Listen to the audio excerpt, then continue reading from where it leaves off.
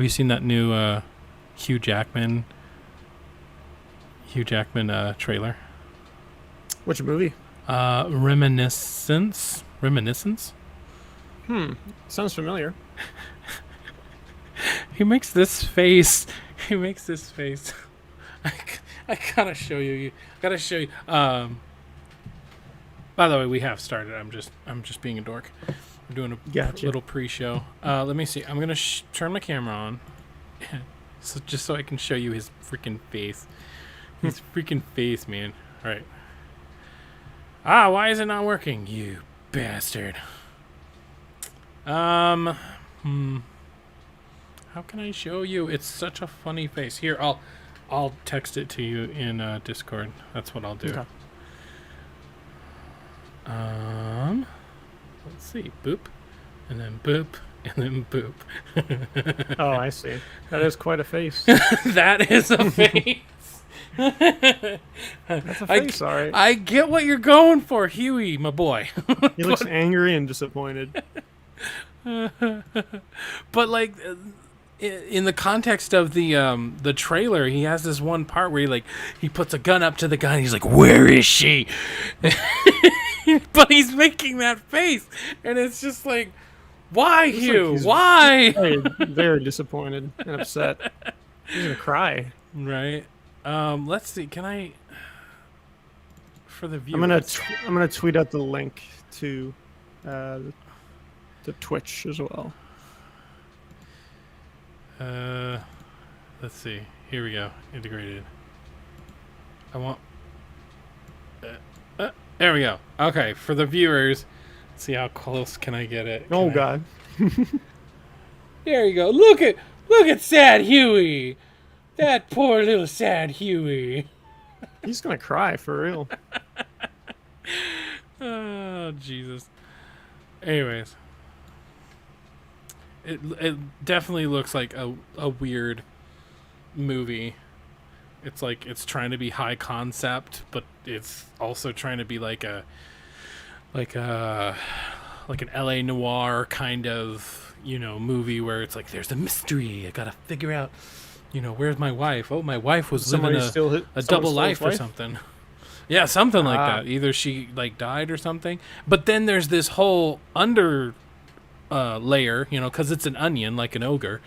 There's this underlayer where the entire world is flooded, and it just kind of seems like that's just in there to be in there. Like, it doesn't really seem like it has any bearing onto the actual movie itself. Like, they could have just said, "Oh, it's during Katrina" or something. Yeah, but no, they're budget. Like, "Oh, this is in the future, and the world, the water started rising because we're pretty pieces of shit human beings." Yeah, they probably just had a ton of extra budget. Right. We had to do something. Gotta do something. I guess we'll just make it a future movie. Speaking of, I'm gonna get us tweeted out. What's the most recent thing you watched, movie-wise? Oh, I watched, have you seen Yesterday? It's like a Beatles fan movie, basically. Oh, that's the one where he wakes up and nobody knows who the Beatles are, right? Yeah, I've been listening to the Beatles a lot, and then I just asked my friends if they wanted to watch it, and they're all Beatles fans too. So right. It's a good movie for Beatles fans, but otherwise it's just a mediocre movie. But it's pretty enjoyable if you like the music.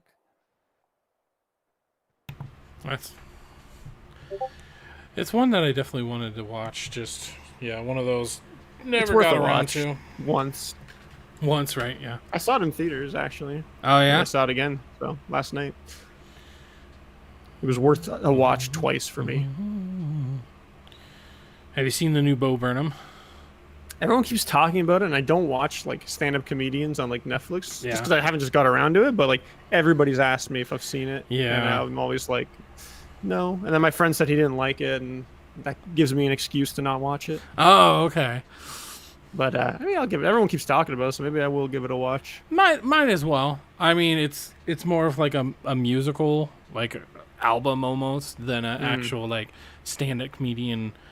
He doesn't he doesn't stand up in front of everyone. In fact, the whole thing about that is he filmed, directed, edited, the whole thing while he was in quarantine, basically. So it's he filmed it himself, didn't he? Yeah. So it's definitely a trip, because at the beginning it's like, oh, it seems normal, but like as the special goes on, you're like, yeah, he's fucked up. Like, oh my god, he's not in a good place. Like, his head is, and then of course he reveals towards the end. Spoilers. He reveals towards the end that he basically had like a 5-year gap because he started having panic attacks on stage while he was trying to perform late, and it's like that was the worst place to do it. And then in January of 2020, he's like, you know what? I'm gonna get myself back out there. And it's like, oh shit, that sucks. Damn. Okay, maybe this is worth a watch then. I mean, if you don't mind having an existential crisis, watch it. If you're just a person who doesn't like depressing ass shit, then it's understandably a skip for you. I see. I loved it, personally. I feel like he definitely, especially since from the very beginning that he did this all himself, it's like, oh wow, like he's very much an artist, not just, oh, I tell jokes on stage. Damn. And it's on Netflix? Mm-hmm. Netflix. Wow. Let's talk. This whole time, I was bringing up Bo Burnham so that I could like get distracted while I'm tweeting, but then I distracted myself and didn't tweet.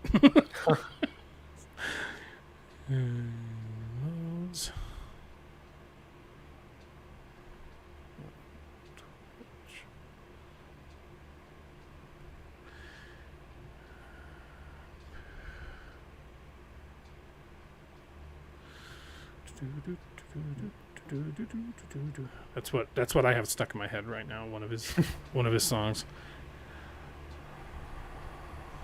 I think I saw something that was Bo Burnham today. Something about a song about the internet or something. Mm-hmm. Is that what you're talking about? Could I interest you in anything all of the time? Song. I did see that. And that was actually pretty amazing. All of the time. Is that Bo Burnham? Yeah. Oh, okay. Damn, I'm gonna watch that. That was pretty funny. I did enjoy that. I think one of my favorite, like, just single lines of his songs is he's like, white people have had 400 years or 400 years on this stage, so maybe I should just shut the fuck up. So he stops. I'm bored, and then he keeps going. All right, the tweet is officially out. All right, I'm gonna tweet it too. That took me way too fucking long. I have ADD. It's hard for me to multitask. Oh man. What about Army of the Dead? Have you seen that? No. The most Zack Snyder as fuck movie that you could ever possibly create. He was the director, the writer, probably edited, cinematographer. Like, it's so it's his thing then, for sure. It is 100% the zombie Snyder cut, essentially. Oh. Like, we get 100% him or whatever. It's apparently already picked up for like an animated series as like a prequel or something like that. And I'm like, okay. Oh shit. All right. I see what you're doing. Okay. I liked it. It's dumb as fuck, and there's tons of people on YouTube just like tearing it apart. Oh, this is the worst movie of the year, and I'm just like, zombies go boom. Do you play Left 4 Dead too? Fuck yeah, I do. Hell yeah. I want Valve to make another game, please. There's so many 3s they need to make. Oh man. See, I played Back 4 Blood. Were you able to play the alpha of that? Oh my god. So I played Back 4 Blood, and I have to say that I walked away disappointed. But I didn't walk away disappointed because the game was bad. I walked away disappointed because I watched their little reveal of the gameplay and everything, and they spent so long. Every single person that they interviewed for that like reveal or whatever pretty much was like, oh, this isn't just another Left 4 Dead. This is the evolution. It's the next step, blah, blah, blah. And I play it and it's like, no, this is Left 4 Dead. Like, why don't you just own that? You know what I mean? Like, own the fact that it's Left 4 Dead, but now it's prettier and it's that's the new one, right? Yeah, that's made by the developers. Yeah, I did see the trailer for that. It looked really cool. It basically just looked like Left 4 Dead 3. Exactly. It pretty much is, but they're spending so much marketing fluff to say that it isn't Left 4 Dead, and I'm like, guys, come on, it is. Oh, so you signed up for the alpha or whatever? Yeah. It was fun. It was fun, but it was just Left 4 Dead, and I really do believe that they shouldn't spend so much energy, I guess, trying to convince people that it's not Left 4 Dead, because it is, but that's a good thing, So at the end of the alpha, I was eventually let down by it, but that was because I was expecting more. You know what I mean? So so don't make me expect more and then get less, because then I end up being disappointed, and that's just a mental thing, I'm down for an updated Left 4 Dead. Exactly. I'm okay with that, honestly, even if it's. I'm sure they'll add some new cool stuff eventually. Oh, for sure. Alrighty. Enough talking about random ass bullshit. Let's get started. So there'll be a little bit of silence, and then obviously you've probably listened to the show, so there's an intro, but we do that live, so you'll hear me be quiet for a while and then wait for me to come back in. All right. I'll wait for you to cue me. Yeah, definitely. Okay, cool. So go ahead and mute up.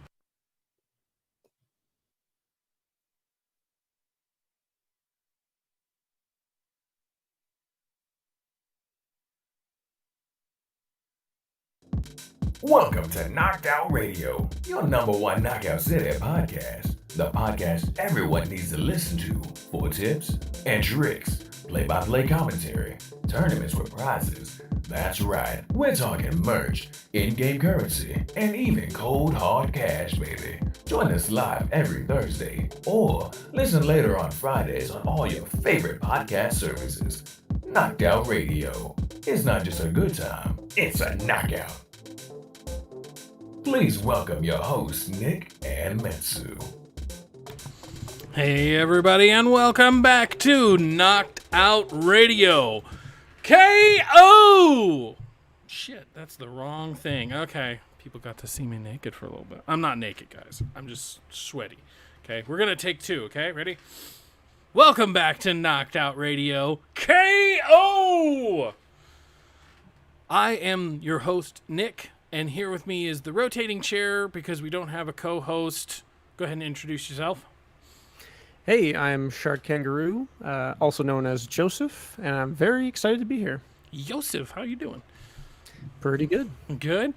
How's your week been going? You've been playing a lot of Knockout? I've been playing where I can. I've been busy with other stuff, but when I do play, it's like an hour or two, like straight gaming. Get a Red Bull, play some ranked. Good. What are you ranked now? I just got to Emerald, which is a huge relief when you go up a tier, because you can't drop back down. Right. And it's. I mean, a lot of people complained about it, but honestly, it's a super chill way to play ranked, because I don't have to worry about losing my rank now. Yeah. I mean, for someone like me who isn't good at streaks necessarily, it's definitely really nice for me to not have to worry about that. Unfortunately, I'm definitely not as high as you, but that's because I've had a pretty messed up week. Some family stuff happened. Then the game itself wouldn't let me play it. That was kind of frustrating. So I have EA Play, and so I have it through my PlayStation 4, and I basically had to delete it, re-download it, and then it was still telling me that your trial is over. And I'm like, no, it's not. So, yeah, it was a little frustrating, because I'm just like, okay, what's going on? What am I doing wrong? And so eventually I figured it all out. But yeah, that in between where I was just like frustrated. And I'm not necessarily the type to like immediately call customer support. I try to figure out most of it myself first before doing that.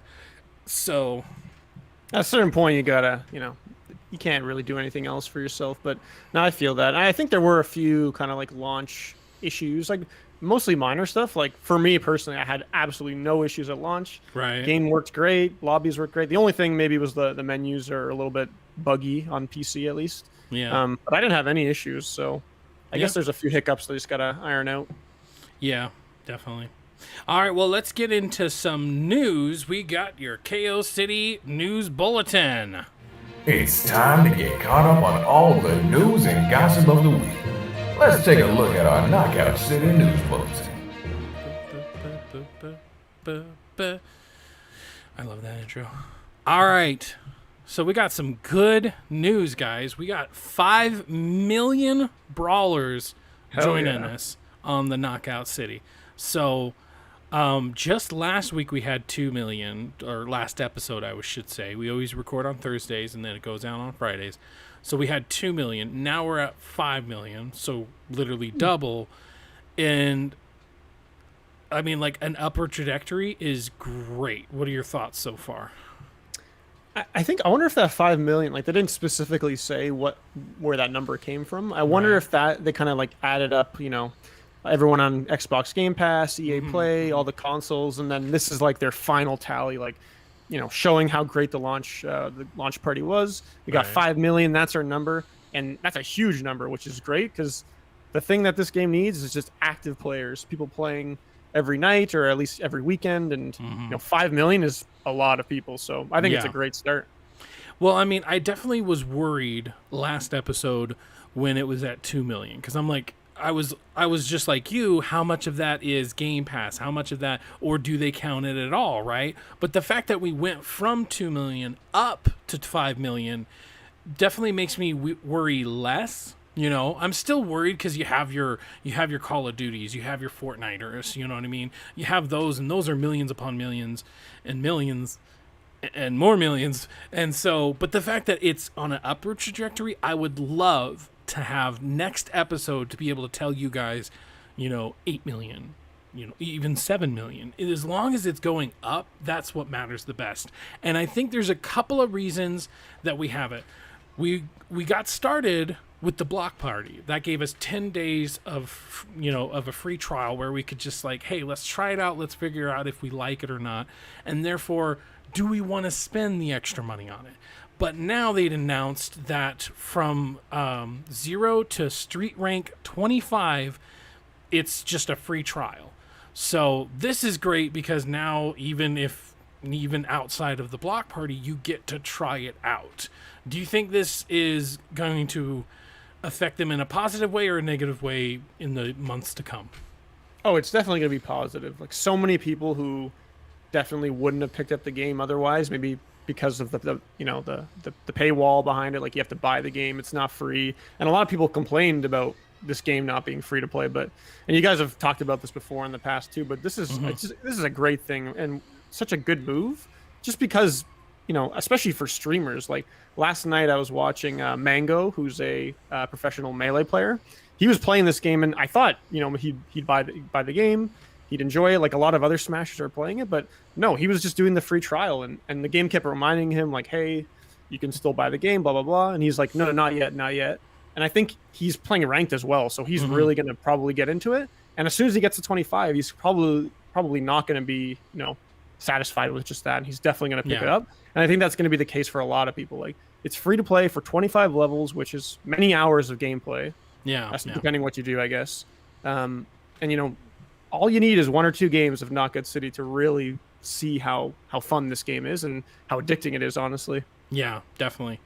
I've always kind of, I'm kind of a flip-flopper when it comes to free, because it's like, well, you're giving it to them for free up until 25 anyways. Why not make it free altogether? And but what I would like to see, maybe, I don't know if this is something that they can do in marketing or something, I would like them to point out more that you can get it as a subscription for EA Play and Xbox Game Pass. I know that, you know that, but that's because we pay attention to the market. We pay attention to the forums, to the, you know, to the blog posts that they put on their site. But there's plenty of people out there, we're going to call them normies, all the normies who just download the game, they get to 25, and maybe it is enough for them, and they just don't feel like paying the $20. If they knew the option, if they knew they had other options, like, oh, I already have Game Pass, for instance, well, I can keep playing this now, you know, or I already have EA Play, so I can keep playing this now. I would like, even if it's fine print, like, hey, spend $19.99 to get this game, and then just, hey, by the way, you can also to get an subscription. You know, like, because like you said, you keep getting reminded over and over again, hey, buy the game, buy the game, buy the game. But it would be nice that every once in a while you also mention to people that, hey, you can get it for cheaper here and here. Because at the end of the day, what's really going to keep them relevant is players. And the more players who know that, yeah, you can spend the $19.99 or you can spend this, the more players that know that, the better. Because, I mean, I've seen it on Reddit, I've seen it on Twitter. Yeah, there's tons of people who just naturally think this game should be free, you know, and that's definitely debatable one way or the other. But, you know, would get rid of that debate a little bit more is if more people knew the options that you have. Yeah, I think they've done a pretty good job of like saying what platforms it's on. I think that like basically what you're describing will come like in the future. I think right now it's just like a business decision. Like, oh, for sure, game just came out. We would rather they pay $20 and give us $20 like now, as opposed to the whatever. Like, I'm pretty sure you can get like EA Play or Xbox Game Pass for like $1, and that doesn't even go directly to like the devs or EA or whatever. Like, for Xbox Game Pass, they probably just get a cut of that. So they're probably like right now really driving home like buy the game, buy the deluxe edition, which is fine. That's totally the way they should go. Definitely. And I feel like in a few months, like, you know, you guys have mentioned Rocket League all the time. Like, I'm pretty sure that game like started off, it wasn't as big as it is now right from the beginning. Like, it took it was a slow burn, it was a build up. Yeah. Definitely. So maybe in 6 months or a year they really nail home, like especially around Christmas time, like, hey, this is on Game Pass, this is on EA Play, like get it now. Like, at that point, everybody who bought the game for the base price will have done so already. Right. And eventually it's just going to be like people waiting for sales and the game, all the passes and stuff. But yeah, I think so far they've done an okay job. Like, every article they put out there that says the platforms, like, they always mention EA Play and Xbox Game Pass, which is great that they have that from the start. Yeah, definitely. Yeah. And obviously me saying that they should advertise more on their other things isn't me saying that it's not worth $20. I'm just, you know, thinking of the everyman or whatever. But let's go ahead and move on to, we have 2 new game modes. KO Chaos, which is available for 19 more days, and Ball Up Brawl is available for 12 more days. So let's start with KO Chaos. What are you thinking about that? How much have you been able to get hands on that? I gotta be completely honest with you. When I first saw this game, I knew what I wanted to play, and that was like league play. I just wanted to play with the best players I could, and, you know, play the base 3v3 game. I didn't even get a chance to play. Was it Diamond Dash? Is that what it was called? The other one? Yeah, I think it has like 5 more days. So yeah, I saw some gameplay of it. Yeah, when I asked my friends, like, do you guys want to try this? They're like, it's like kill confirm, and I was like, maybe we'll play 3v3 ranked instead. But, you know, more game modes is always great because it appeals to more people, and that just means more people playing the game and, you know, contributing to the player population. Yeah, it would be nice, maybe. I don't know how this would work or whatever, but it would be nice maybe just to have a universal ranked, you know, so that if you did want to play KO Chaos or some of the other game, because right now obviously you just have 3v3 and 1v1, but even the 1v1 has a separate rank than 3v3. So it'd be nice maybe if there was universal, but at the same time, these are kind of party modes. They aren't the normal mode. So KO Chaos, take 2. KO Chaos is basically a free-for-all with 4 players, and the first to 10 wins. So I played it a total of 4 times, because like I said, I was locked out in a bunch of other stuff. So I played a total of 4 times, won 2 of them. I definitely like the setup of it where it's, you know, you have, and 1v1 can be sometimes one-sided depending on, you know, the player that you go up against, or it can be so gut-wrenchingly head-to-head that, you know, then that's good. But the adding in 2 other players, and now everybody's against each other. You essentially start on like 4 corners of the map, and you're all like meeting in the middle or something. So it's interesting. I would say my main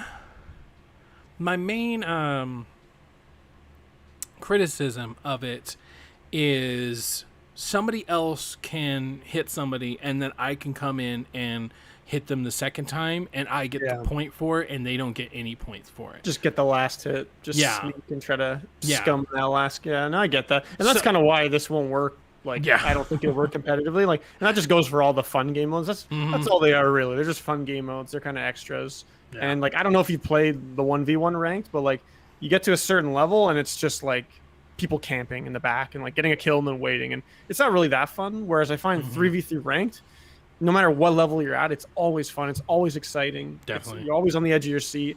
And I would just worry about playing like Diamond Dash or any like the 4v4 one like ranked. Like even as long as it's a separate rank, I guess it's fine. But I think they just really gotta. If I was Valen or EA, I would really just nail home the 3v3 ranked and get as many people playing that, because that keeps queue times down. It keeps more diversity for ranks, so there's more people in each rank, which just just makes it more fair in the end. But yeah, I'm definitely gonna give those other games a try, because at a certain point you get bored of playing just like the normal base game mode. Oh yeah, at least for that night. Yeah. So then there's the Ball Up Brawl, which this is a 4v4, and now no dodgeballs spawn on the map. So the only way to hit each other is to ball up. I think that one was in the game from the start, wasn't it? Like I think no? Oh, okay. No, I think it did come with Season 1, but we were so focused on Ranked last episode that we didn't even mention it. Oh, so, right. Now we have 12 days left on it. And I actually really like this mode, but the problem is it's over super fast. So a normal 3v3 first to 10, and you add another person, and the only way to knock each other out is with a one-shot hit, basically. Or an ult or something. Or an ult. And what do? You up the cap by 2? So 12. You only have to get 12 points. Well, with a really good team, which is what I had for the 4 times that I played it, it was absolutely demolishing the other team. It took us like a minute and a half to 2 minutes to just go boom, boom, boom, boom, boom. We had 12 points, no problem. I mean, I'm exaggerating it probably, like, because there's respawns and everything, but it felt like it took like 2 minutes. Because I feel like I got to play that game a few times. It's actually pretty fun, but it just feels like whoever makes the first mistake like loses. It's just about who's in a ball in the wrong place and then gets attacked or gets targeted or whatever. Right. And it literally just comes down to like you and your teammates deciding, all right, I'm gonna be ball, you're gonna be thrower, and you just do it over and over and over. It's pretty fun for a few games at least. But, for sure. Definitely gets frustrating, I feel like, at a certain point. Yeah. I think just normal 3v3, a lot of people are just kind of more used to getting hit twice. So yeah, exactly. It's definitely an eye-opener when you ball up and you realize, oh, it only takes one shot to get hit or to get dropped, basically. Yeah, every time I get killed by that in like ranked, it just feels like I got cheesed, right. or I got outplayed, one of the two. Yeah. So, two good new game modes. I mean, another thing I'd like to see from like maybe KO Chaos, is, I don't know, maybe just more players, just throw more players, or have like a what was it called where it was nothing but special balls? It was like party ball or something like, but like a party chaos. I think that would be kind of fun, where it's like nothing but all the different. I'm just curious. Balls. I'm curious of how far they can scale like the team sizes up. Like we have 1v1, we have 2v2, we have 3v3, we have 4v4. Right. What about 5v5 or 6v6? Like obviously at a certain point it's going to get pretty messy, especially like when there's a scrum going on in the middle and everyone's dashing and jumping over each other. I think it's going to get a little messy, but hey, that would be a pretty fun game mode, doing like 5v5 or 6v6. Yeah, with balls. I think the only way that the 4v4 does kind of work is because there's no dodgeballs. Because it gets really messy. Even just your own teammates eyeball up, no he balls up, no eyeball up, no he balls up, and so then somebody grabs you, or you grab another guy who's made a misplay, and you check him off the map. Exactly, happens all the time. Yeah. So, that's all the news we have for this week. So let's get into the 5 Ds of dodgeball. It's time to dodge, duck, dip, dive, and dodge. So I thought today it would be interesting to talk about team compositions. let's come up with some really cool team compositions. I'll start us off since I'm the one sprouting it on you. But I came up with interesting like team composition. All right, so we have striker, brawler, baller. So the striker's pretty easy. He's the one doing most of the, slaying. We could also call him a slayer if we wanted to. But he's the one doing most of the stuff. So he's the person on the team that's the best at it. Then you have your brawler. I'm thinking the brawler, his job is to basically get in the face of everybody. Tackle them, throw them off their game, and just basically make them really uncomfortable because they're right in your face. And then the baller, he has two jobs, to either pass the ball or become the ball. He's more of the support player. The brawler and the striker, they'll be doing most of the throwing because, one will be kind of farther back, the striker, and one will be in your face. And so the baller's job is basically if one of my teammates doesn't have a ball, I'll either become the ball or I find one and pass it to him. So, I mean, I don't know if we've gone far enough to have those kind of things those kind of weird things, but I think that this definitely could be a game where we could really start seeing different styles of teams rather than, hey, this one thing works all the time, let's just keep doing that. So what's a team composition that you think is a good one? Dude, everything you said is what is going to make watching this game competitively so exciting, right? You're going to come up against one team where they're just a pack that runs together and it was just aggression and they have passing and maybe they're all just a flex role and they all do the exact same thing, but they kind of just pick up where it's needed. And I think that's what's going to separate the best teams is sure, you can have these roles. Like when I play with my team, for example, like we have pretty much almost exactly what you said. Like we have a striker, which I think is a great word and we should definitely make that stick. It's, the guy who's at the front, he's asking for the balls. He doesn't necessarily have to worry about tracking them down. He just needs to track his targets, stay near them, maybe even get some flanks or whatever. But he's the guy throwing the ball and doing the fakes and whatever. And then, like you said, I think you mentioned brawler. I think it's something like that. It's going to be basically like a middleman. Somebody who's kind of on the edges of the fight, looking for passes, looking to either throw or receive a pass or pass to somebody else. But mainly just kind of trying to get flanks, getting behind people because getting behind people is super important. And I think the third player, like you mentioned, baller, I think that's like definitely a support role, and that's kind of the role that I lean to when I play. Is when I play with my friends, like we kind of just designate one person as the striker. It's the person who has the highest priority, the number one on the pecking order. They receive the most balls. Then you have the second kind of flex player. They receive whenever they're in the area, and then me as the third player, the support.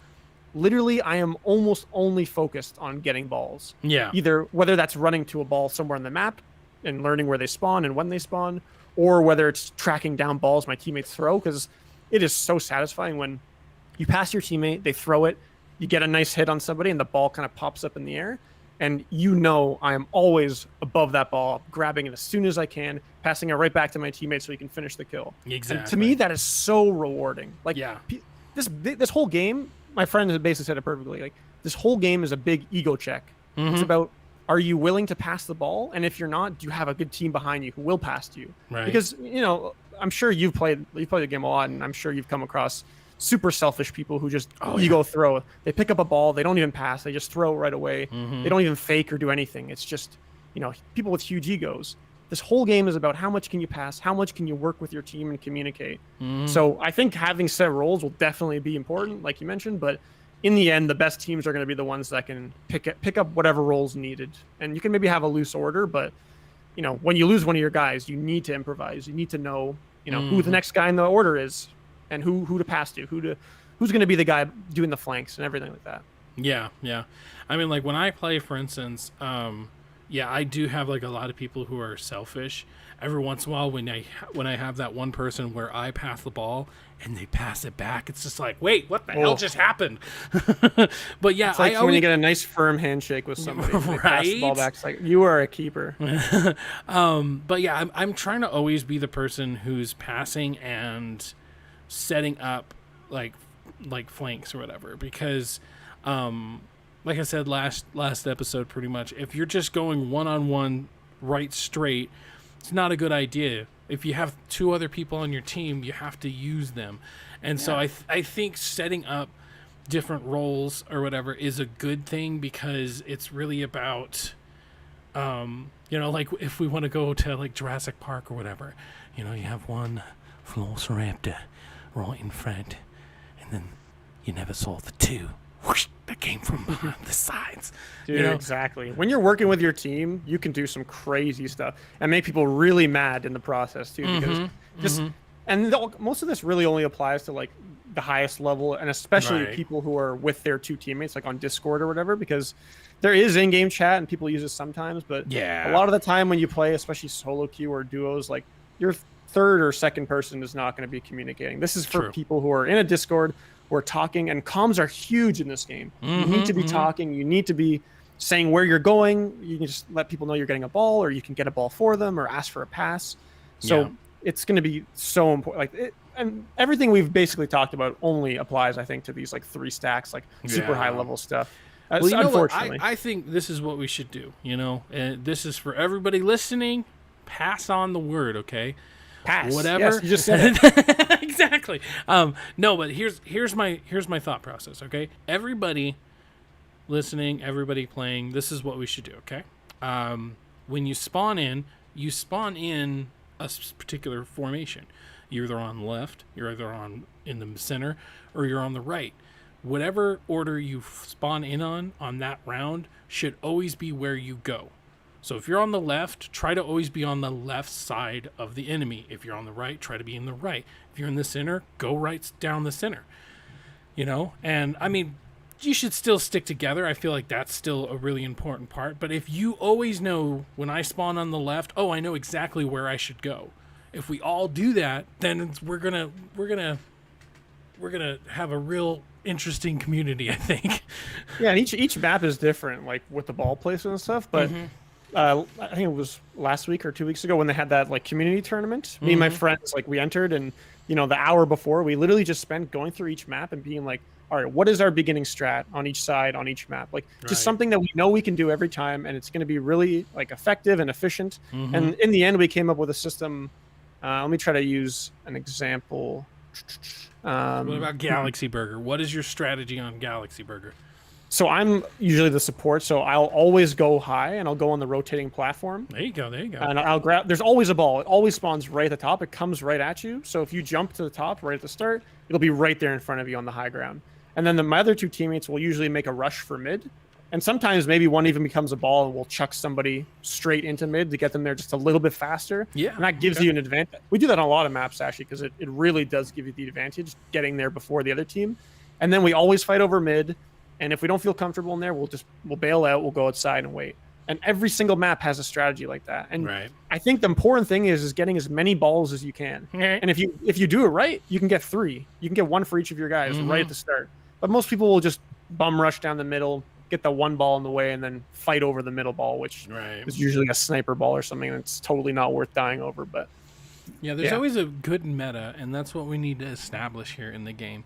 There's always a good meta, like you have a MOBA, for instance. You have your strikers, you have your forest. What do they call it? The forest people. Jungler, yeah. Forest people. The forest people of Indoor. But yeah, like something like that in our little universe is definitely something I think we could. There definitely is like a meta forming. It's just gonna be slow, and really the people at the top are gonna be the ones that know the meta. Like all those people sitting in Diamond, like they already have the game figured out, and maybe they're not saying it publicly. Like, and this is a great chance for someone to make some content. By the way, if you're Diamond, start streaming, start a YouTube channel or whatever. But right now, like people just don't know what the best thing is, and honestly, the easiest advice you can give someone right now is just to pass the ball more. Be open to passing. Like you don't need to throw every ball you get. Yeah, the one thing that always annoys me when I ball up, because pretty much like I said, I'm support, so pretty much when the match begins, I immediately ball up, and so, but I'd say 90% of the time when I ball up, they immediately charge to an ultimate throw.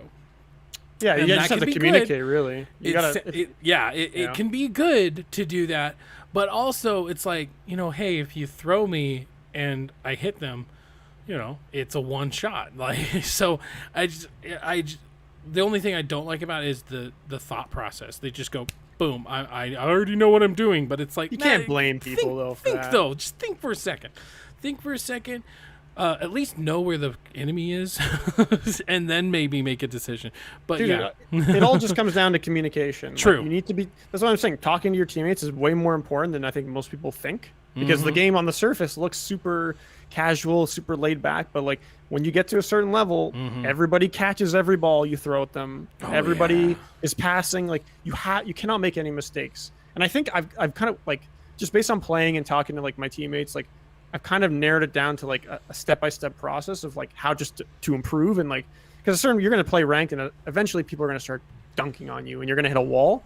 It basically comes down to these steps. Number one, your team needs to stick together. You need to be as 3 all the time. If you're ever split up at any point, you're going to lose. You're going to have a bad time. Yeah. Don't trust yourself in the 1v1. Even if you think you're hot shit, you have a way better chance as 3. So just stick together. And if you can do that, you're already a step ahead of everybody else. Oh, for sure. Number 2 is passing. If you just pass randomly, like when you don't think you need to pass, just do it. It gives you a fully charged ball. Right. Never pick up a ball and pass and throw it right away. Right. Unless you know for a fact you're behind them, they don't see you, you're above them, you're going to go for the kill, fine. But if you're just walking around, pass the ball. Always pass the ball.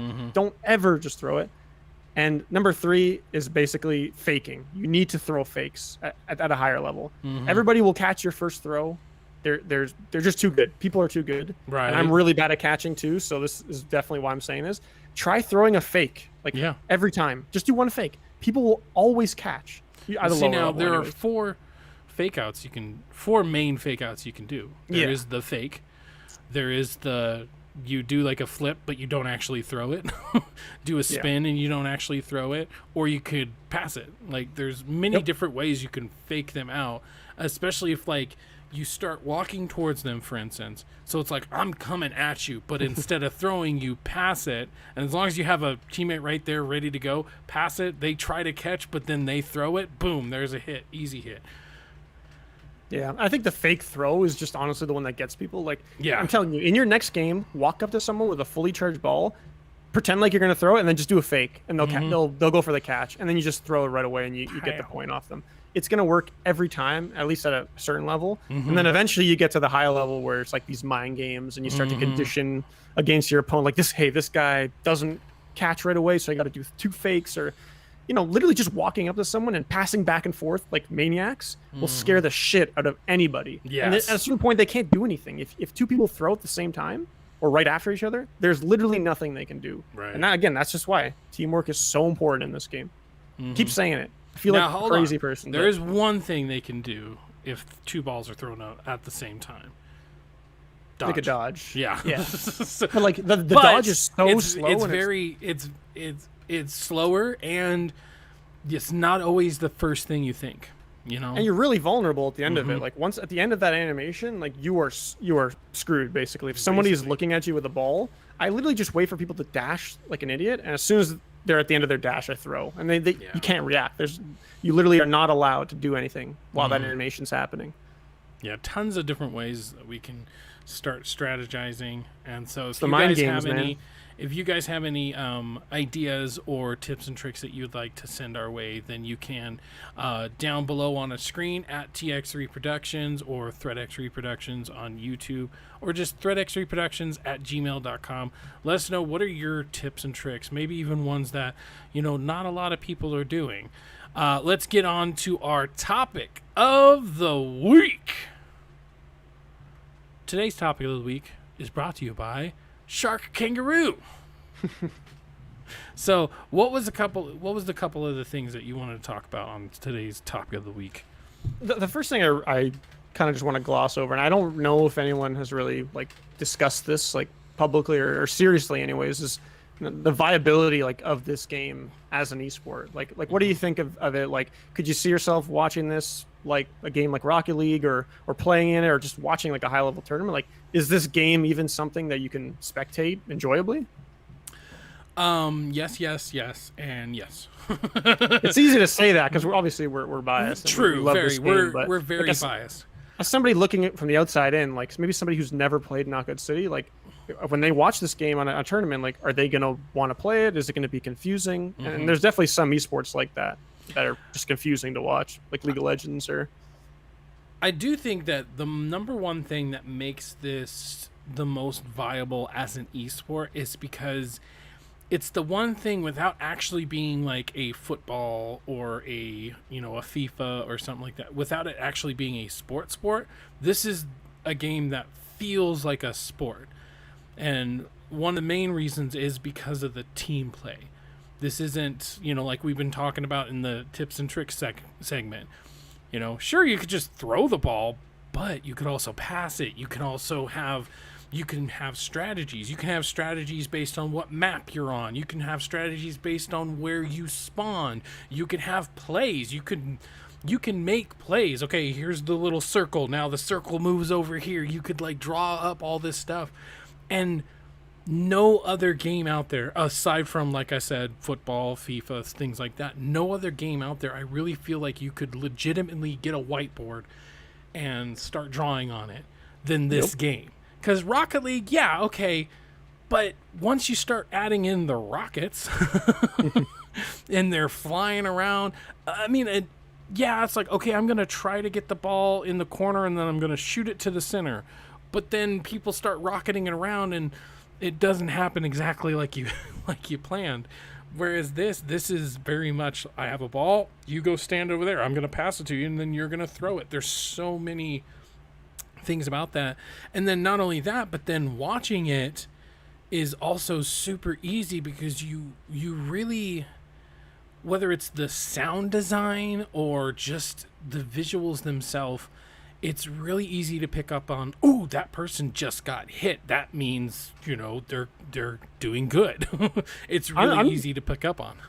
I'm just thinking about make it super simple and break this down. Like, you're watching a tournament, like on Twitch. What are you seeing on your screen? Are you watching the first person perspective of one of the players? Is it a flying camera that goes around? Like, what is going to be the easiest way to watch this? And that's kind of what is scaring me, like, a little bit, is if you only watch one person, you kind of only get a little bite of the whole battle. Yeah. And I would love to see them add a camera for spectators that attaches to a ball. So that would be cool. So as the spectator, because I did a tournament myself, and all I could really do is click to go to the next person. But if wasn't it only one team as well? Like, it was the. Oh no, you could look through each. You could look through both teams as the spectator. But what would be really cool is if they added a button, whether it be X, circle, whatever the case might be. It would be really cool if, okay, I'm on Jesus Titty 69. And he just grabbed a ball. So now instead of staying on him, click X, and I'd imagine it. Sorry, take two. It automatically sticks on the ball. So then if it gets passed, you're following the ball. Kind of like on Rocket League is a really good example. Yeah.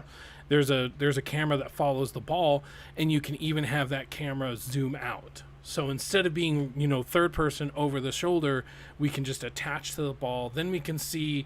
Especially when it goes in and maybe it does this really cool curve around a corner and hits the person. If the camera's able to follow it, that could be really cool to watch. Yeah, I think they need to beef up the spectator client just a little bit. Already being able to watch. First of all, already being able to host private matches and then watching them. That's a great thing to have at launch. Yeah, on launch. There's some games nowadays don't have that at launch, which is kind of unacceptable, especially if you wanted to make it competitive. But they had that at launch for that, which is super awesome, and it worked really well. But they just need to beef up the spectator client a little bit. They need to add keys for each player, for example. I think right now you have to cycle through, which is super annoying. If you're trying to get to the other side of the map to catch something, and you got to first stop at two people who aren't even there, it's that's kind of tough to watch. So just having separate keys for each people, and then on top of that, having a flying camera. Just like a manual one you can do yourself. But then the thing you mentioned with the tracking of the ball, that's actually a really cool idea, because if you can kind of hop to balls and you can watch, maybe it zooms out a little bit so you can see the whole picture. And it's not just a first person, from the ball's perspective, the zoomed out version where you see the ball getting passed around and hitting people. And another thing is just having better kill feeds kind of on the top, a clear indication of who killed who and exactly when it happens, so that if you don't catch it on whoever you're watching, you can see it at least somewhere on the screen. Yeah. Just little stuff like that. And I think I'm really hoping that they'll push these out like in future updates. But already we're off to a great start having a spectator in the game. Yeah, because I mean, yeah, as far as like cycling through, yeah, perfect example is when I was doing my little tournament, I would see somebody getting charged up for an ultimate, and then I'd try to basically get to that person to watch them, but it was always really hard to, because sometimes, like if it was on the blue team, for instance, I would have to cycle through the gold team, and by the time I finally got to the person who was doing the ultimate throw, they were already landing. And exactly. So it's like, now granted, I could have pressed like L1 instead of R1, but I didn't know at the time. You know what I mean? So no, you shouldn't have to do that. Exactly. The tools should be there for you to beef do it up exactly what you want. All right. So what was the next point you wanted to bring up? Next thing I want to talk about was kind of what our expectations, I guess, for Valen and EA, like just to support this game. So far, they've done a great job just supporting the community and doing lots of cool stuff for the launch kind of weekend or week, the 10 days. They did so many cool events and streams and giveaways, all sorts of stuff. But, I'm looking to the future now. Like, are they looking to support a league or even just supporting grassroots like tournaments that pop up? I just am excited to see to what extent they're going to support the competitive community specifically, like getting more people to play the game and casual players. That's great. But what are they going to do for the competitive community? Are they going to give prize pool? Are they going to host it on their main Twitch stream? Like stuff like that. Like, I'm just excited to see what direction they're going to take for this. Yeah.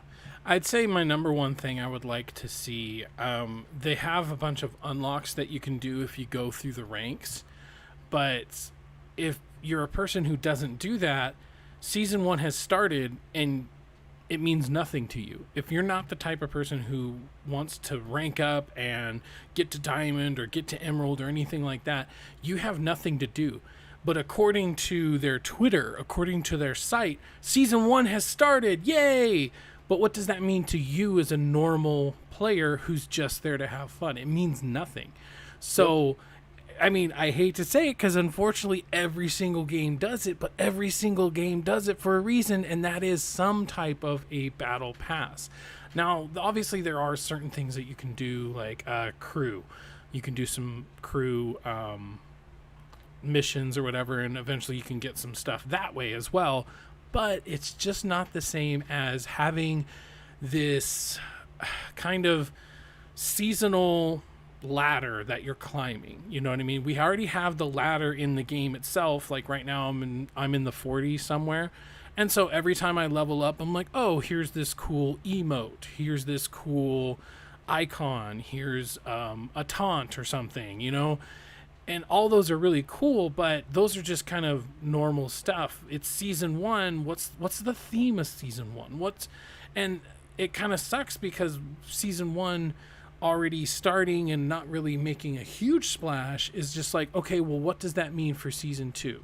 Is season 2 going to be even bigger? Are they going to introduce a battle pass? My hopes is yes, but also if it's just going to be like, oh yeah, here's more ranked, it's going to be like, oh, okay, cool, I guess. Like that's my hopes as far as what they're going to do for the game itself. Yeah, I think there's other small things they could do, like within the actual game to help just the general competitive kind of community keep tracks on like who's the best and who's on the rise. I think for Diamond, for example, they should have it as like a list, a literal like 1 to whatever the last person in Diamond is, and because you have an elo system already, and apparently if you I think it's 5,000. If you get the closer to 5,000 you get, the better you are. They should just have it as like this person, and this is a publicly viewable list. This person is number 1. And they went up 4 points today, and the person number 2's catching up. He went up 3 points today. Just stuff like that. So when you get to Diamond, you can actually see where you are on like in the order, the pecking list, like how good you are. That would be great because it would help, it'd help people get out there, help get their name out there, and find teams and find like-minded players and stuff. Definitely. And I think one other thing they could do just to support, the actual players who are playing. Imagine if just say, I don't know, Cloud9 or some organization has a team in Knockout City. We've come that far already. There's tournaments. There's great top level teams. Right. Imagine you could get their jersey in game. It costs 800, whatever the in-game currency is called, and part of that money goes directly to the team. That would be so cool. And you get to rock your team's jersey in game. Maybe you could get other types of skins and other like just ways to flare and show you're a supporter of this team. Those are super easy ways for everyone involved to make money, really. And I just hope it gets to that point one day where there's enough players to do that, enough top players. Yeah, I mean, they definitely did good by having like the community days where it's like you got to join the community cruise, you got to get their banner, you got stuff like that. So like they were definitely hammering home that, hey, we're trying to build a community. But outside that, building the esports, I think, is very, very important because Rocket League was definitely popular, and it definitely got popular just because of how fun it was. But I definitely think that the competitive nature of it and how much it was being covered just kind of shined a different type of light on it. It let people know that this isn't a game that's going to be, oh, it's just the next insert game. No, this is something that's going to be around for a while. And so as soon as they're able to show people, just the general public, for instance, that, this is something that will be around until PlayStation 6 or Xbox, whatever the F they're going to call it next. Yeah, for sure. I think, on the surface, the game does look like a casual kind of fun game you just play like on the couch. Don't stress out or anything. It's just for fun. But if you really dissect this game and get down to like the top level of competition, like some of the stuff these players are doing are crazy. Like the reaction times, the team play, the synergy. I think if EA and Valen wanted to, they could really like push this game as like an esport. But you could excuse them if they're just going to kind of push this as a casual game, because those are the games that make money, like for Fortnite. Sure, I don't know if you've like followed the Fortnite like competitive scene, but a lot of the decisions the devs make in that game is, appealing to the masses. They're not looking at the competitive community only. They're looking at everybody. They want to make everybody happy, even if some of those choices negatively affect the competitive community and make the game harder to watch or whatever. It's really just about, how many players can we make happy? How much money can we bring in? And that's totally a possibility for this game. And it's kind of one of the reasons why I wanted to come on today and just talk about it. Because I think the more people we get like thinking about this and thinking about like this game as an esport, I think it'll just bring a ton of awareness and get people thinking and get people like us, like just organizing stuff, organizing tournaments and just doing whatever we can, even if it's a grassroots level, doing anything we can to support the competitive players. Yeah, definitely. I mean, the game itself is I feel like it's fun enough to have like that broad appeal or whatever, and so having a competitive will just make the people, I mean, it's easy to just have fun with the game regardless, but having something to kind of strive for, that competitive nature or whatever, is always a good thing, I think. Exactly. So you always have something to go for, and it sounds like they're going to be rewarding like top players like pretty well, like in terms of in-game stuff. But some people want more than that. They want to just destroy their opponents publicly. Right. All right. And then was there anything else you wanted to bring up? Yeah, I kind of just want to talk about how long we think this game will, I guess, continue. Like you kind of mentioned it, like, we're all hoping this game will last like years and years and years. But, there's some like a great example is I don't know if you played Star Wars Squadrons at all. It came out pretty recently, within the last year, and that was another EA game. And at launch, it looked great. Like it had a ton of players. Like people love Star Wars, so of course, tons of people played it. But as the months went on and there were less and less updates and less to look forward to, like the player base just kind of slowly dwindle until it's just a few hundred people playing each night. Right. And I'm really hoping that doesn't happen for this game, because like right now the iron is hot for sure. Like the game just finished its launch week. All these streamers are playing it. They put a ton of money into the marketing, and you watch on Twitch every night now. There's still some top players and top streamers playing. So I'm really hoping that this game lasts a long time. But I don't know, what are your thoughts on this? Like how long do you think this game will keep going?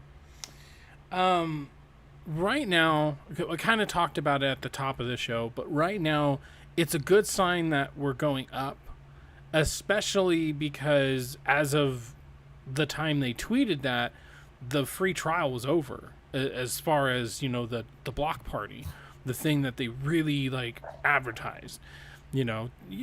obviously now you can do it until street rank 25, but I really feel like they were really hitting it home. Like they would tweet out every day, like the block party is such and such % done, you know, and so really trying to get people to come in on.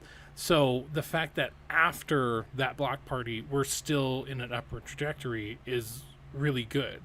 Granted, that number might have already been like a couple of days old or whatever, and it just sounds good to Valan and EA, but regardless, people are seeing that. People are seeing that it went from 2 million to 5 million. So as far as relevancy, I feel like that's going to be a big contributing factor. I think this very well could go the way of like a Rocket Arena or a Squadrons, where like just not a lot happens. But I really feel like the next couple of next month even could really set a tone for what's going to happen next. You know, season one is always going to be one is always going to be a dry run, essentially. Season 2 is going to be the moment where we will know at least the direction they're going. You know, you could say it for Apex. Apex season 1 kind of sucked. You know, Apex season 1, I don't even know if it was worth the money, the $9.99. Season 2 came along. You got this like awesome caustic skin just halfway through the battle pass, and then also all the other stuff that you got with it. Like, oh, okay, we're starting to see where not only that, but they started coming out with the events that was unfortunately catered to whales, but that's not the point. The point is that, okay, we're seeing the direction that Apex is taking this, and that's where we need to see Knockout. We need to see, okay, what's the direction? Because if we can't see a clear direction, there might not be enough reason for the casual audience to stick around. You know, because Call of Duty has freaking Rambo in John McClane, and so what's our you know what's our Thanos event gonna be? You know, what's our 80s action movie event gonna be? What's gonna happen next, basically? Yeah, and I think all we know right now is we're assuming that for each of the when the season ends, there's going to be new rewards, like exclusive stuff. Like basically, it's just cosmetics is kind of all we really have to look forward to right now, which is why I'm just wondering, like, you know, what is EA and Valen thinking? Like, do they have a long-term plan for this? Yeah, I just want to know. Like, I'm just curious, and that's why what you said is exactly true. Like the next month or two, we're really going to see, you know, their approach to like the future of this game. Is it just going to be new cosmetics once in a while, or is it going to be a set? Like for Squadrons, they basically just made a ton of cosmetics, like, and they have it all in the back burner, so they're going to slowly release them over time. It's like one helmet, like once every few months. Like it's nothing great. Is that the same approach they're going to take for this game, or are they going to, like, they blew a lot of their, like, I hope they didn't use all the ammunition right at the start, where they got all these streamers to play. They got Brie Larson and all these crazy names like to play the game. Like that was awesome, but is that it? Like, is that the end? Like, and I mean it's up to them really if that's going to be the end of it, and it totally could be. Maybe they're really happy with what the game is right now, and they've made their money and they're happy with it. But they really have a great opportunity to make this a really long-lasting game, just like Rocket League. Like, please just look at Rocket League. Do what they did. That was great. Yeah. All right. So let's get into the community part of it. If you're watching us live and you would like to join us, just sent out a link. You can join us. We'll do one at a time. If anybody wants to come on, let us know what you're thinking about, you know, Knockout. What do you think about the future and everything? If anybody wants to join, go ahead, take that opportunity now. I know it's hard. It's hard to pick that one thing, but what would you say is the biggest thing about, I guess, what would be the biggest thing you think they could do for the future that would really, I guess, solidify its place? Support the competitive scene. Yeah. It's literally like, imagine you see this game on Twitch, like as one of the top streams, and it's whatever, the world finals of Knockout City or whatever league or whatever they want to do, they could really make people interested in this game just by watching this at a top level and seeing all the crazy batshit insane tactics these top players are doing and the reaction times and the exciting action. Like, that will get people coming. And it works with Rocket League too, right? Like, you watch this crazy stream where these Rocket League players are flying through the air and doing aerials and passing. Like, you want to be a part of that, and you can. Like, you can go play Rocket League whenever you want. Like, it's available. Pretty sure it's free as well. Like, they need to do something similar like that for this game, where outside of just, launching the game on Steam or Origin or wherever, they need to do something outside that gets people's attention somehow. It could be esports, and I think that's one of the best ways to do it. But, just constantly plug in the game, maybe some new cosmetics. Or how funny would it be if they did like a collab with like Dodgeball, the movie? You could have like the jerseys of like the players. That would be so funny, and that would be a great reason to come back to the game. Stuff like that. Just like you said, we need the Thanos of Fortnite for this. Yeah, something, definitely. Something they need to do something.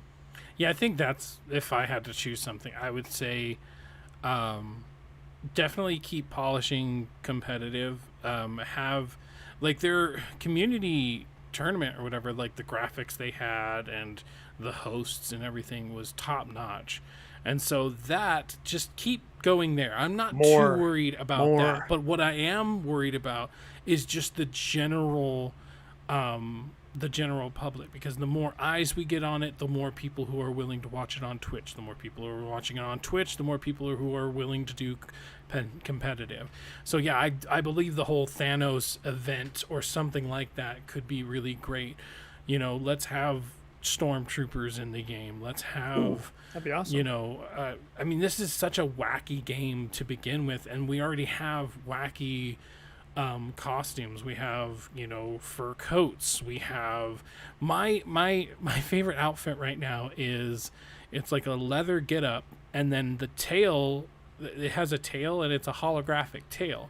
And I just got enough style hacks to unlock a blue variant of it, where it's like, now it has stripes, and it's got like a nice, like really light blue, and the leather is like white or whatever, and I love it, And so if we could just have more crazy stuff like that, I feel like that is one thing for a Fortnite or whatever. There's this kid downstairs. I live in an apartment complex. There's this kid downstairs, and I see him playing Fortnite all the time. What's he playing as? Is he playing as the default? No, he's playing as freaking Xenomorph from Alien. Oof. Yeah, for me, that's too far gone. Like, Fortnite just has too many costumes, in my opinion. But dude, yeah, you're right. We need something like that in this game, and I think they can continue. They could just stick to the basics and add more maps, more balls, stuff like that. That would be great. Just new cosmetics. If you could add one ball, what's your pitch? Like, okay, Valan, listen to us. Here's our pitch for a new ball. Go. Oh, I had such a good idea. I'm trying to think of it. I know for sure that the only ball I actually enjoy playing with is the multi-ball. The rest are fun in their own ways, but like, get rid of Sniper Ball. I hate that one. Yeah. Let me think. A ball. Putting me on the spot here. They could do like an X-ray ball, maybe something that goes through walls or something, or you could like just go straight at somebody if you're like locked onto them, and they can maybe the only option they have is to catch it. Call it like the ghost ball or something. That'd be kind of cool. Yeah. Ooh, yeah, maybe Ghost Ball. Okay, I'm gonna piggyback off of yours. Ghost Ball, if you do something special, like let's say flip. If you flip with it, you become invisible for like 2 or 3 seconds, maybe just 2. Because like Moonball, for instance, you do a jump and suddenly you're jumping really high. Every ball kind of has its little kink or whatever, so it could be a regular ball, maybe it goes through something, but also it has the ability to like make you invisible, maybe. Here's 2 of my pitches. A bouncy ball, so when you throw it, instead of it going straight or curve, it just bounce, and so it makes the timing super hard to I think that'd be kind of funny. Another one, a boomerang ball. So if you miss, it comes back to you. I think that'd be kind of cool. Like it can still get caught up on like environment, for instance. So if I'm on the roundabout and a car gets in front of me, it'll still hit the car. But if I throw it missing the guy or he dodges out of the way, it'll come back to me or something. I think that'd be kind of cool. Grappling ball. Ooh, grappling ball. Throw the ball and then. Or what about a taser ball? Ooh. It has like electricity, and if you hit somebody with it, at least in the first hit, it'll like stun them for a sec, and they like stand there in like a whatever shocked animation. They're just like stuck. Yeah. That'd be interesting. Ooh, or what about like a ball? If you throw it at somebody, and it like if somebody is nearby, like within a vicinity, it'll hop to them too. Ooh, so that person has to like shield ball. Yeah, if the first person Captain doesn't America catch on it, their ass. even if you miss, if like the person's in the vicinity, it'll like bounce to them. I don't know what you'd call that, but there's literally a plethora of stuff they could do. It's like they could just sit and in a boardroom and just with 100 people and just talk about all the great ball ideas, and they could do so much stuff. But like it is scary. I feel like adding more balls. Like there's already so many, and they're already random, and it makes it a little difficult to kind of plan, especially when you're like going up in like in a tournament or something. But yeah, I think for fun game modes, they could do so many balls. There's so many fun ways they could keep people entertained. I would like to see instead of having, let me know what you think, but I would like to see where instead of just having one random ball per game, we have it cycles through random balls. So maybe there's only like 2 things on the map that spawn the special balls, but instead of having one for the entire game mode, it cycles through them. So I'm thinking of a moment in Halo where the rocket launcher spawns up here or something, and so there's a mad dash to go there, and maybe one time it's a bomb ball and one time it's a moon ball. There was the one game mode, once again, I think it was just party mode, but that was just special balls and no regular ones. But what about regular balls are still there too, but then there's this power ball, so to speak, where it's always random.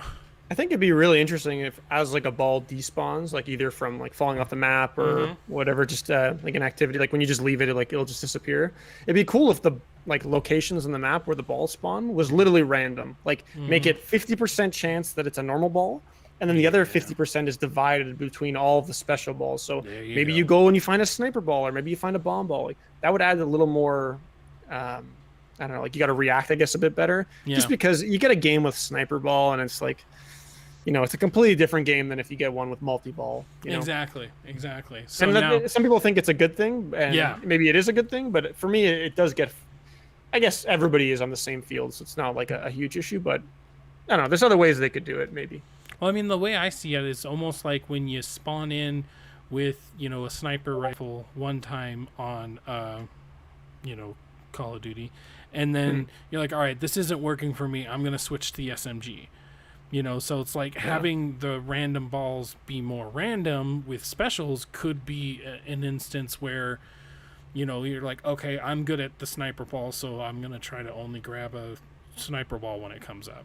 Otherwise I'm just going to do a regular one or something. Yeah, something like that. It could be interesting. I mean, Apex is a really good example of, they would always do these events where they would like try out this new mechanic, and then if it didn't work, they're just like, oh well. But then like Evo Shield, I think, is a really good example of a shield that they brought in where when you did damage, you had the chance to make it more and more strong. So it started off with 1 bar, then it went to 2, then it went to 3, then it went to 4, and it was just a random ass game mode that they had it on. But now they have Evo shields all over the place or whatever. So if they could do things like that, sure, it's just a random party mode or whatever, but then they could be like, okay, the community's really responding to this, so let's make this a thing. And right now in ranked, it is random. Like it's literally random map, random ball. Right. And it works fine, like especially now when people are just playing for fun, and there's no real stakes. But I think at a certain point they're gonna, hopefully anyways, add the ability to like pick the map when you make a private game, and also pick the ball. Because imagine like me versus my team versus your team, right? We're the team captains. Before the game, we do a pick and ban, not only for map, but for ball. So just say you get first pick of map. So you can pick Galaxy Burger. And since you pick map, I get to pick not only what side I start on, maybe, but what ball it is. And maybe my team is a specialty at a cage ball. And maybe you get to ban one ball before. Maybe I know your team is really good with bomb balls, and we find them really annoying, so I ban bomb ball. And then you ban sniper ball.